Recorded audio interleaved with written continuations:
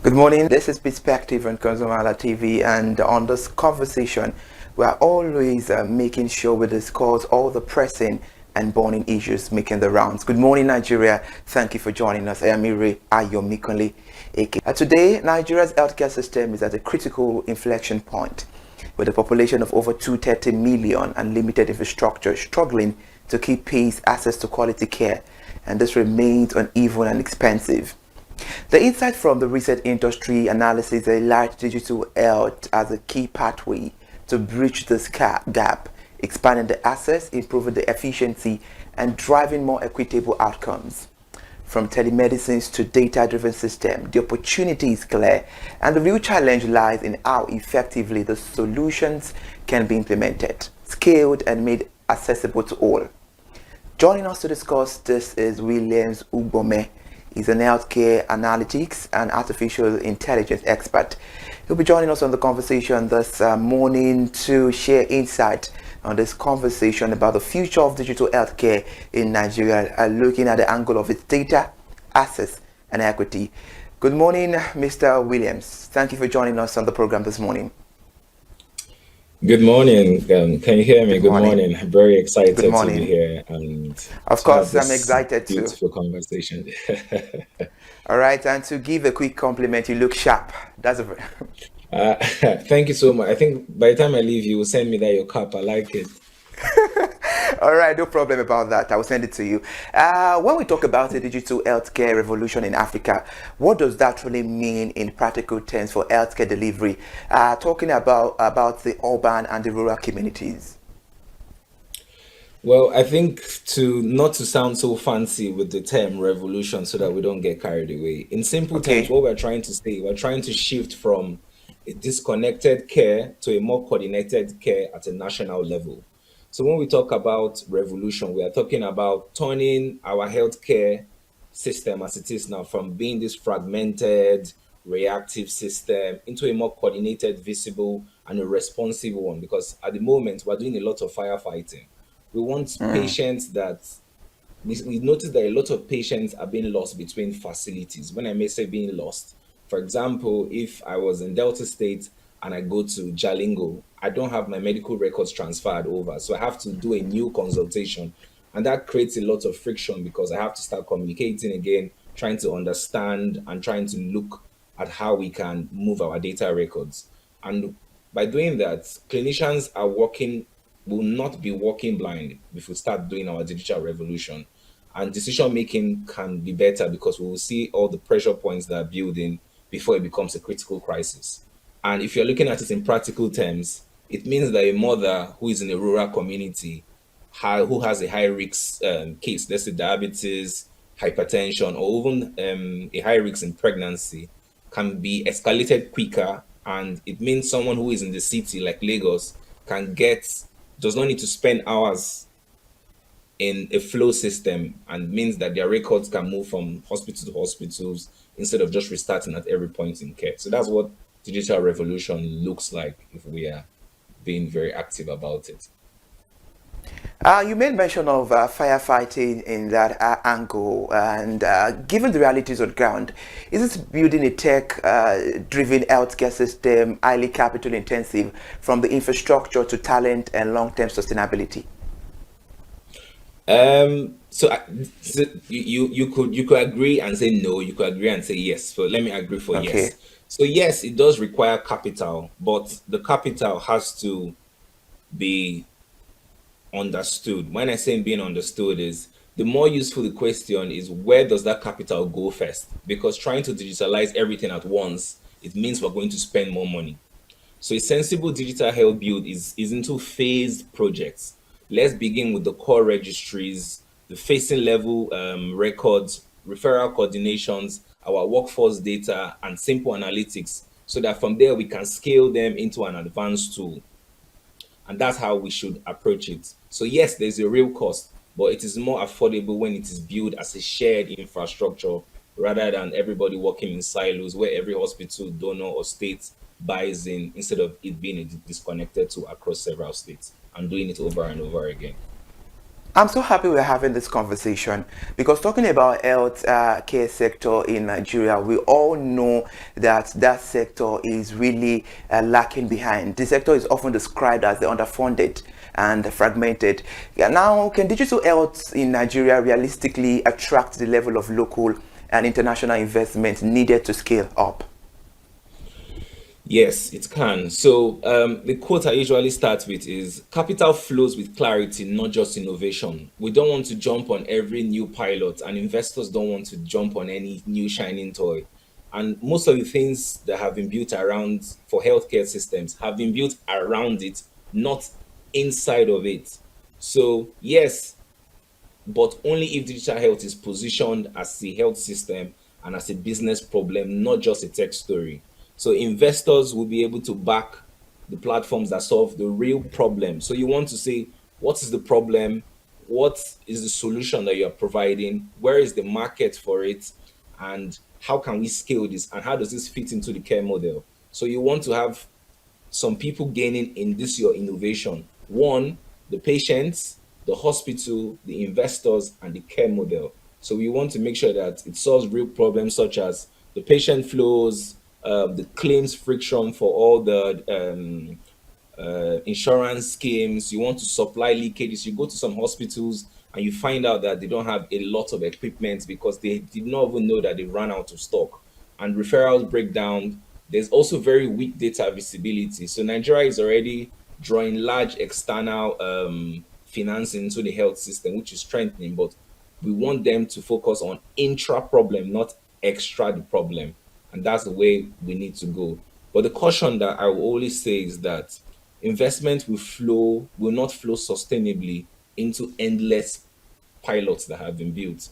It will only flow into models that show demand, the workflow fit, policy alignment, and a route to long-term use. That is where I think the sector should, the PPPs or the investors can look into. We all know that Nigeria is poised to lead the Africa's digital health revolution, and technology alongside digital skills remain costly and unevenly distributed. Compared to orthodox healthcare, won't a digital first approach the risk increasing cost or the widening inequality? Well, I think in my experience, because I have a medical background and I also have a tech background, so I understand the problem from both sides of the spectrum. So the Okay. truth is that the orthodox systems cannot be replaced.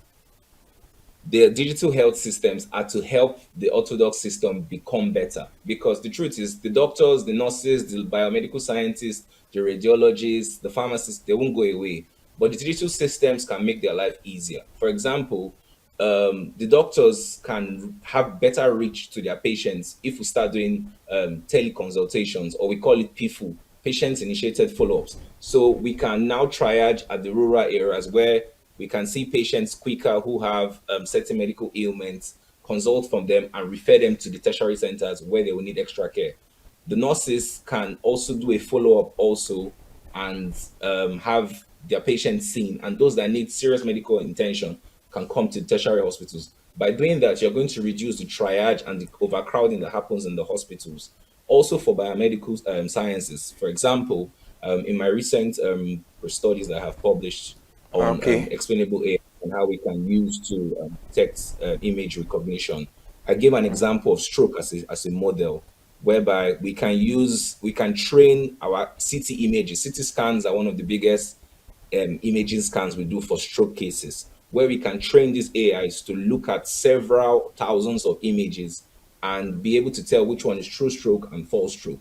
By doing that, instead of going to do your CT scan and waiting 3 days for a consultant or a senior registrar to report it, you can be getting your results in 5, 10 minutes, because it has trained the system over time. And that's what digital health is supposed to do, to make that process easier. Also, if you are in a hospital setting and you're about to leave, they won't let you leave until they process your billing records, because the billing officer has to manually do it. However, there are AIs now that can do that. Also, in your Okay. consultation, so into a clinic and I'm speaking to a doctor and he begins to start writing, immediately you as a patient might not feel he's listening to me. And a hospital setting is supposed to produce trust between the doctor and the consultant.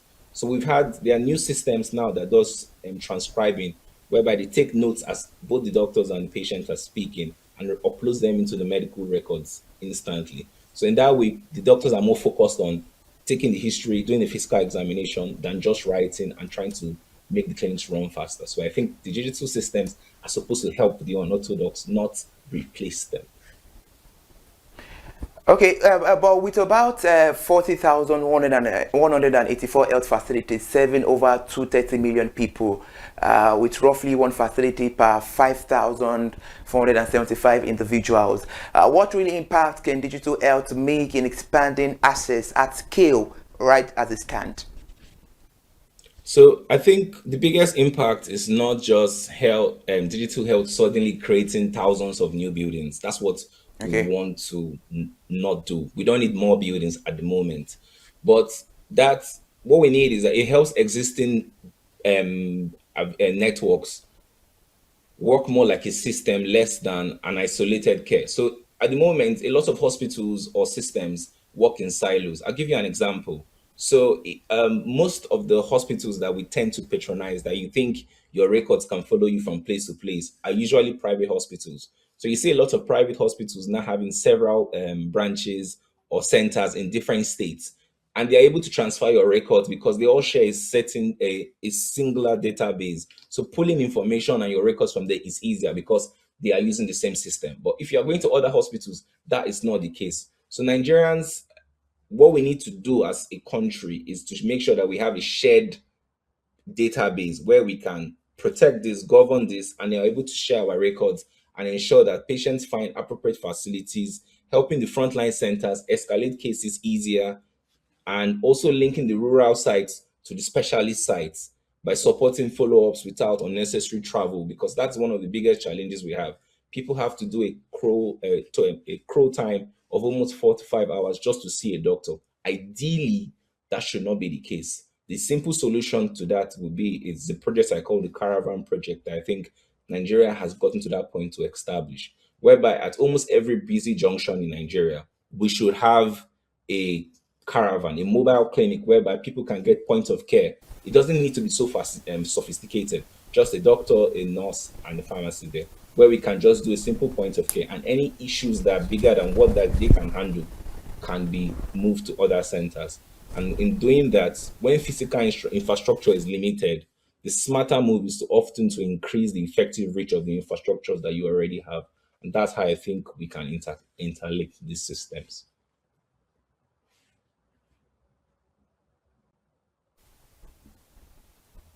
That's great. All right then. Of recent, we got news that Lagos has a significant number of people living with HIV. As of April 2026, this year, approximately 137,000 patients are currently on treatment in Lagos, making it one of the top states in Nigeria with HIV treatment numbers. With infectious diseases, terminal illness, and rising non-communicable conditions, how certain are we that digital health can provide lasting system-wide solutions? I think the thing is not to get us over our head. I think a lot of people think digital health is going to replace everything. No. So digital health does not treat patients. That's something I've always been advocating for. It makes Okay. treatment work better. So digital health is not a cure for every health burden. So I would present it I would not present it as a magic answer, to be honest. But I would say that the confidence that it can become a lasting system wide enabler is if it's aimed at coordination and early action or early detection. So, infectious disease control benefits from better surveillance, case tracking, lab reporting, and follow up. But chronic disease management, from, for example, the HIV you given, has to do with remote Okay. monitoring, reminders, restratification, and continuity of records, and also emergency care benefits that come from faster escalation. So, what this will mean is that for the government to think digital health would do that, what they should do is they should build a system. In one of my recent publications I talked about how we can detect stroke as early as 30 years of age in one of using my AIs and explainable AI models. So what this does is instead of coming down to have a stroke at let's say 60, 70, 75 years, we're going to identify the model gives you all the risk factors as early as 20, 30 years. So this saves the hospital from spending, let's say you spend £2 million on treating stroke at a certain age, let's say 60, 70.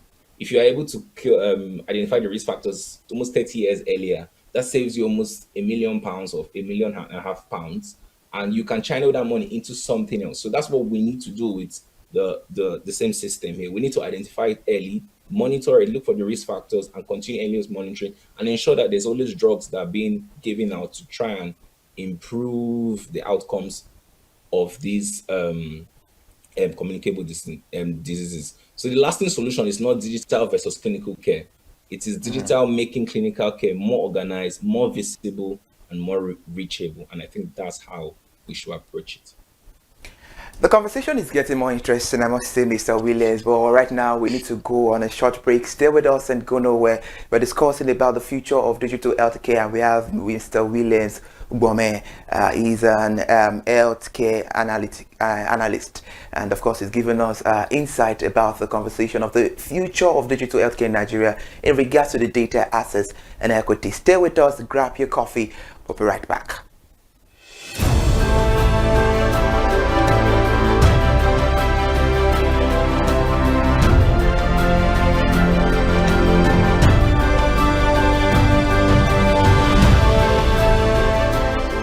Hi people, my name is Mo Fakorede and I am a filmmaker and a film director, and you're watching ConsumerHallaTV. ConsumerHallaTV is everything consumer advocacy, consumer rights, everything that has to do with consumers. On this TV, you'll watch, you'll learn, you'll be educated, and you'll be entertained. Keep watching ConsumerHallaTV. My name is Olubukola Ozone, a photographer and a social media enthusiast. You're watching ConsumerHallaTV. It's a consumer advocacy TV. If you have a problem, any consumer related problem, just holla at them, just like their name implies, and they're going to get it sorted for you. Keep watching, stay tuned. Thank you very much. Hi guys, my name is Joba Jalabi. I'm a marketing communications professional. I currently lead marketing at Flash Change, a fintech startup. Keep watching ConsumerHallaTV, a consumer advocacy channel. Hello, my name is Sharon Rotimi. I'm an actor and I am on ConsumerHallaTV. Now, ConsumerHallaTV is a consumer advocacy channel. So if you have any issues, consumer-related issues with brands and services, you can reach out to them and they will be sure to handle it or to cater to you. Thank you so much. Hi guys, my name is Iyebiye Adeton. I'm a film poster designer and illustrator. This is ConsumerHallaTV. It's a consumer advocacy channel. We show content on consumers-based news, entertainment, and all of that. So I want you guys to stay tuned to ConsumerHallaTV. My name is Anoluwapo Alao, a sales consultant for Star Times Nigeria. This is a ConsumerHallaTV where they discuss anything consumer needs, and you get knowledge about anything about consumer. So keep watching it. Hi, my name is Adebola Ogushino. I'm a filmmaker and you're watching ConsumerHallaTV. Any consumer related issues, they've got you. Hi, my name is Stephen Olorunshisi. I'm a strategy and sales professional, currently working with Obey, and you're watching ConsumerHallaTV. I mean, this is one of the channels that you don't want to but stay on. Consumer advocacy, brand promotion, everything consumer, what you need to learn for your business to grow. This is a channel where you learn, where you experience entertainment too, but it's good for businesses, for brands, and for an entrepreneur. If you want to know more about businesses, want to know more about brands, please stay watching. All right, thank you so much, ConsumerHallaTV.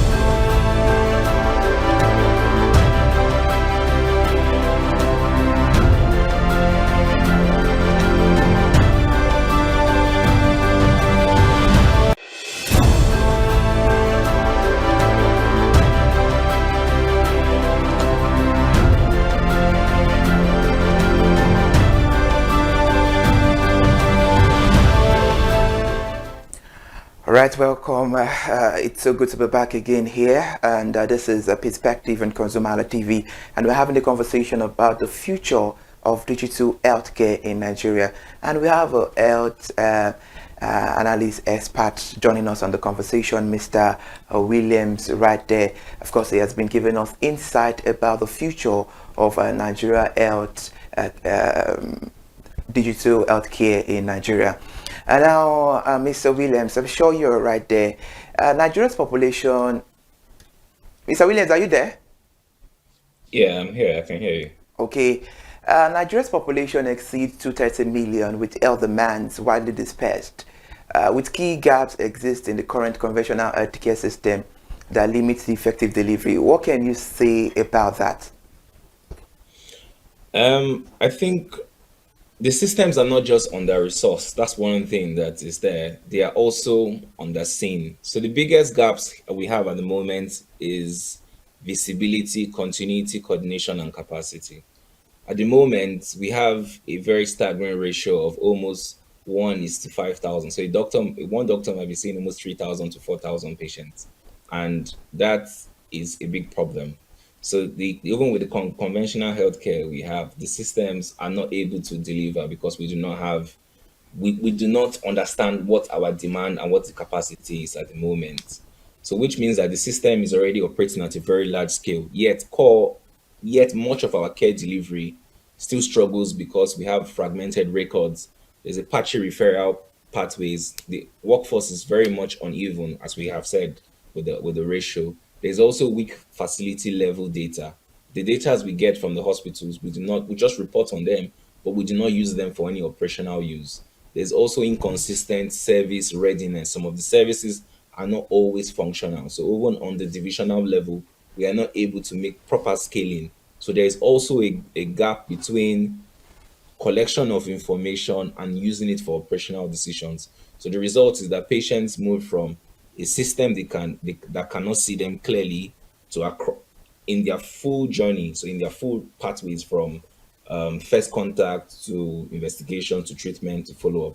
That's why digital health matters, not because conventional care is irrelevant, but because the conventional models that we have available on its own are too opaque and too manual for this level of demand that we have in Nigeria. So we need better systems.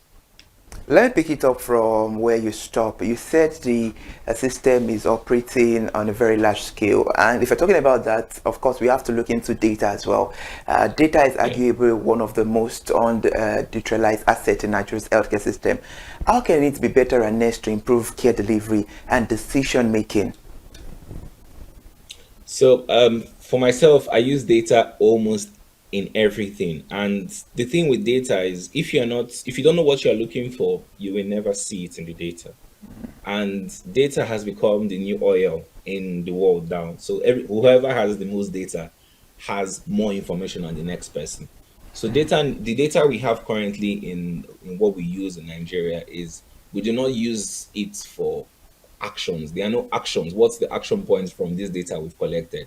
So data needs to move from being a reportive exercise to being a more management tool. So in practical terms, what that would mean is that we need to track our patient flows. We need to know no-shows. In one of my papers I published, I talked about using AI to explain why people do not show up for their appointments and how we can mitigate that. So it was data that was collected from several hospitals across, and we're able to make a plot to understand why that has happened. We also want to understand what are the referral delays. For example, you go into a hospital, they don't know why in the afternoon their patients' numbers increase because they've not been able to do a plot to understand that this is the peak time. So they need to put in more staff personnel, and they've not been able to understand that we can actually triage these cases. The simple cases should be seen earlier in the morning, and those ones for injections can be put on a certain day, and the ones for high-risk cases can be seen at a certain level of time in the afternoon or towards the evening. Because when the consultants or those seeing the patients begin to have high and lows in their day, they begin to burn out quickly. That's why you go to a hospital, they'll tell you the doctor is coming. He's already afraid of what has not been happened already because he has already seen that, oh, that number outside is ridiculous. I don't have that energy for it because it's poor planning. The data has always been there in that hospital, but they've not been able to act on it. Or you go to a hospital, they'll tell you, I wish you came yesterday, you foresee medicine by. because they have a system. They have the data that the stock will run on, but they are still using the book and barrel method to try and keep stock of their goods, and that is ridiculous. Also, there's maternal risks. We need to know the turnaround times and advise service on the pressures and their various pressure points. But however, all these things are just talk if if the hospitals are not using them. So in essence, we need to hold the leaders of those hospitals and care system accountable. We need to shift as a culture of, as much as it's the technical problem, the leaders must expect data to guide staffing, service design, accountability week by week. And that's what I do in my current day-to job, where I do a lot of planning for the NHS. Not just a feature in quarterly presentations. We need to make sure that data only matters when changes what you want to do next. And that's what we need to do. The data must drive the change we want to see. If you're going to be realistic here, Mr. Williams, you and I, even the viewers at home, know that healthcare is very expensive, and that is why you see that most Nigerians pray not to fall sick. With the rising healthcare costs driven by the forex instability and economic pressures, will digital health solutions truly be accessible and affordable for the average Nigerian? Well, some people will say yes, some people will say no, but I'll tell you it depends. So why I say it depends is how it is built. So if it's built with an inclusion first mindset, it will work. But if it's built for let's just build it, people will struggle. Because if we assume that one size fits all, there will be a problem, because one, we have power issues, we have connectivity issues, we have high literacy issues. So those kind of things are something that you cannot assume that somebody in Abuja and somebody who is staying in village in Kwale have the same level of understanding of what is going on. I said Kwale because I'm from Kwale. So okay, the knowledge there is that we need to ensure that our systems are able to work offline. This is our digital inclusion that we want to do. The system should have a low bandwidth. It should be able to work offline, and it should be able to be explainable. For example, what we can do is we can have telecommunications network partner with the healthcare centers and try and build a system around it. For example, the e-consultations that we are trying to do in Nigeria, because we've not started doing it properly, we are trying to do it. That is one of the best ways that can happen. For example, my parents in the village will not need to travel to Asaba to access healthcare. We're almost traveling 4 to 5 hours, because if the teleconsultation, which is the PIFU or the consultation, is set up and it's on a low bandwidth, the doctors will still be able to speak to them and understand what their symptoms will be. Sometimes it could just be a mere case of malaria, high fever or something, and that can be handled in the local settings. But because there's no trust in their local primary care centers, they have to travel. And by doing that, that creates an extra risk. So the cost of digital inclusion must ensure that it cuts across every curve of the slope and not people who are in the middle. Those are the ending of the spectrum must also be considered. And that is how it will look like. So the test is whether digital health lowers the total cost of getting care and not just sticker prices for the apps or for the platforms that we are building. Everybody must be considered. I'm so filled with joy that while making your analysis that you just stopped right now, you made mention of one of the factors affecting the healthcare, which is the power sector. Can digital system address the long-standing administrative challenges such as the poor management, underfunding, the outdated equipment, and frequent industrial actions with the power that you just made mention of not quite long? Yes, I said that they can handle this. So the issue that, like I said earlier on, is the administrative issues, the industrial actions. I'm not going to speak on industrial actions because I don't want to offend my medical elders. Okay, but the truth I get is, digital systems here can actually expose, they do not solve the problems. So if you are looking at issues of poor visibility, poor workforce planning, poor staffing, poor budgeting, poor resource control, poor system use, digital systems can show them that. The question now is, what are you doing with those exposures that the systems are showing?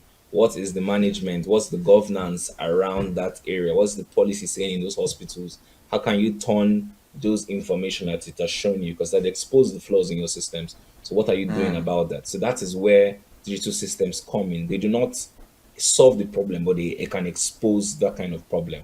So it's now left for the human element to now say, okay, you know what, we have this issue. I'm going to put in a governance framework. I'm going to set up a task force within the hospital.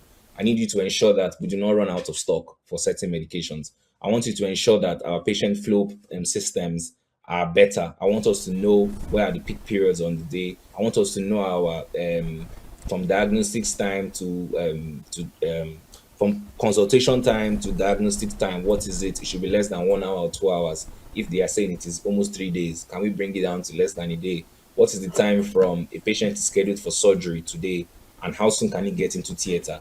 Can we make that 45 minutes process instead of almost a day and a half, or the doctor is coming, stuff like that? The systems can expose that. So it's left for the management of the hospitals to improve that administrative and those issues that they have. And that's the only way the systems or the hospital will be able to do better. So they work in pari passu, they have to work together, not work in isolation. There's a perception that we, the public, have about healthcare. You being an expert, absolutely, you can prove me wrong or prove us wrong. There's a perception that digital healthcare is largely consultative. What is the actual scope in terms of diagnosis, treatment, and the ongoing for patient care? Let's have your take on this. So that's another very good question. I think I've gotten that before. The truth is, digital health, it runs across the entire patient journey. It's not just a consultation phase. So the scope is much wider than consultation. Digital health supports the initial phase of the project, which is the triaging and the remote assessment, care navigation, medication reminders, chronic disease follow-ups, lab results review, referral management, maternal risk monitoring, pediatrics risk, mental health support, home-based monitoring, home-based care, even emergency services. So at the end of the day, and it also supports clinical documentation and what have I not missed out? Maybe decision support. So in some cases, it directly supports diagnosis, especially around AI-assisted diagnosis, like I said, with using the deep learning to try and do image recognition, to try and use explainable AI to help support clinicians in making better decisions. And also structural decision tools are used through clinical judgment, and those still remain central. So one of the things that usually guides us is WHO. So WHO describes AI and digital tools as already playing a pivotal role in diagnosis, clinical care, surveillance, outbreak response, and health system management, which shows that the scope is bigger than just help us have a health system that looks at doing video call or something, or video conferences. So the key point here is that digital health is not just a one product. It's not just about consultation. It is a tool that is set to spread across the entire care journey. At every point in time, digital systems are there to make a difference and make a change. So I think that's how I would debunk it as a consultation tool.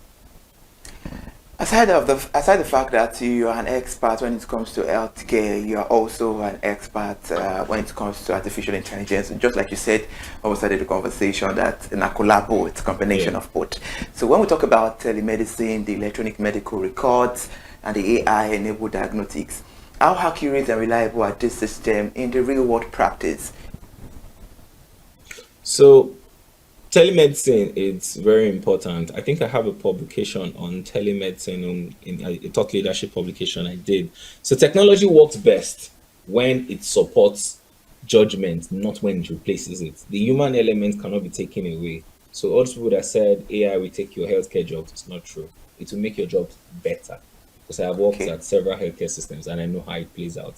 So they will likely be highly useful and reliable when they are well governed, clinically validated. That is the most important thing.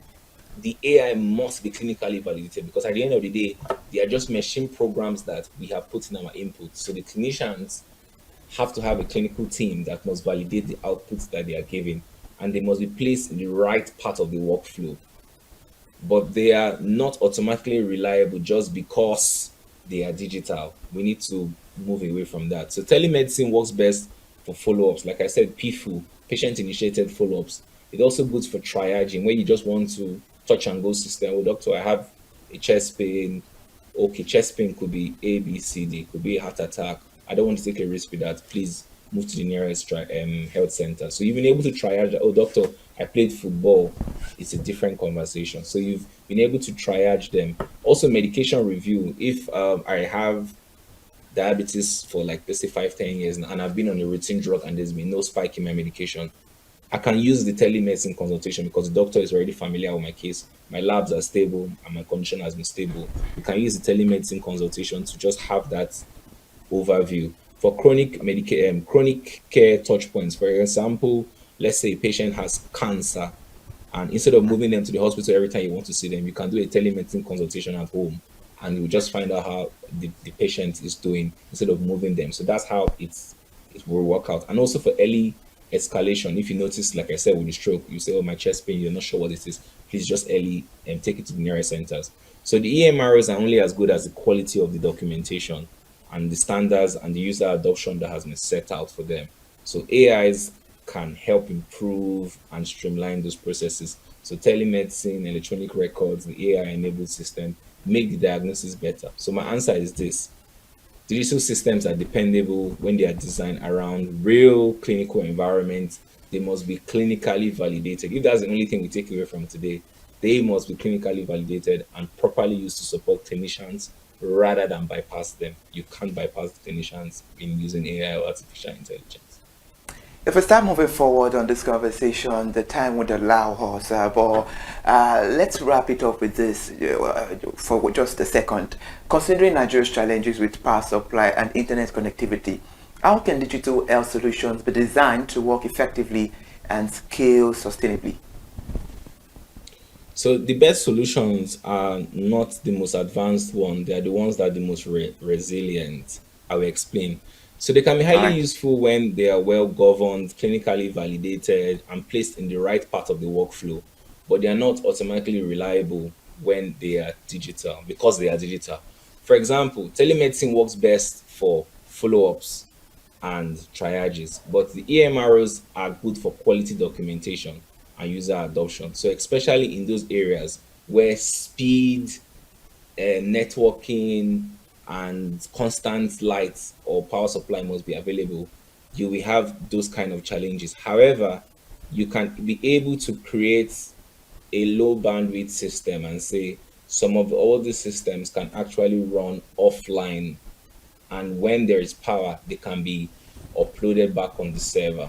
So we can create systems like that and say, okay, we're expecting to have a power outage for, let's say, 3-4 days. We can work on an offline system, and once we have power, the system automatically uploads it into the cloud so that we can always access the system, because you do not always need an on-prem server for your internet connectivity and all those things. However, we can also partner with our internet providers such as MTN and the other big names in the industry to give us like a low bandwidth, whereby you don't need the 5G to upload. Once you can have your edge or something very low, you can still be able to power up the system. So I think that's the way. It's not to make it so advanced for now, but just to make it more resilient at the moment. So I think that's how we can approach it. Absolutely. Today's conversation is about knowledge seeking. Before I let you go finally, Mr. Williams, what is you've done well in your native language? You're going to put me on the spot now. It will be, okay. I don't know what it's, I don't know how they say it in Okwani, but I'm not so sure. I'm not really very. Okay, so what is thank you in your native language? What about thank you? It should be Dalu now. Dalu also. Okay, Dalu. All right, Mr. Williams Ugbomeh, Dalu. You've done well on Perspective this Friday morning. Thank you for joining us to discuss this. Yeah, thank you so much for having me. It's a brilliant conversation, and I hope our listeners will feel more informed now moving forward for their decision. Absolutely, we hope so. All right, thank you for joining us, Mr. Williams. Do well to enjoy the rest of your day. Thank you. All right, discussing the future of digital healthcare in Nigeria this morning, we have Mr. Williams Ugbomeh. He's an healthcare and also an artificial intelligence expert. Nigeria has the talent, the market demand, and the population skill to develop one of Africa's most advanced digital healthcare ecosystem. What remains missing is the coordinated execution, the stable policy direction, and the data system, inclusive infrastructure, and a workforce equipped with digital skills, and the digital health must move beyond the pilot phases and become a core part of the national infrastructure.